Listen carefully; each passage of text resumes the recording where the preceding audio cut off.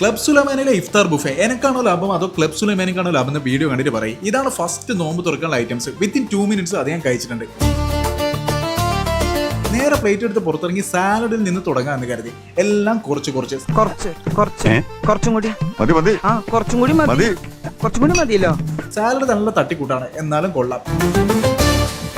Next സ്വല്പം soup കഴിക്കുക എന്ന് കരുതി. സൂപ്പ് നല്ല അടിപൊളിയാണ്. സൂപ്പ് കൊള്ളാം. നല്ല ടേസ്റ്റ് ഉണ്ട്.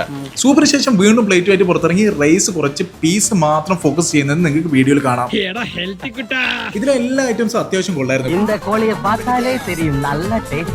വീണ്ടും കുറച്ച് ഉപ്പിലിട്ട് കഴിച്ച് കുറച്ചുകൂടി സൂപ്പ് കഴിച്ച് ഇനി സ്വല്പം മധുരം കഴിക്കാം. മധുരം കഴിക്കുന്നതിനിടയിൽ വീണ്ടും കുറച്ച് സാലഡ്സ് സൈഡായിട്ട് കഴിച്ചിരുന്നത്. അതിനുശേഷം വീണ്ടും പ്ലേറ്റ് എടുത്ത് കുറച്ച് റൈസും മക്രോണിയും ബീഫും കൂട്ടി കഴിച്ച് ഞാൻ എന്റെ പരിപാടി നിർത്തി. വയറ് നിറഞ്ഞു പോയി.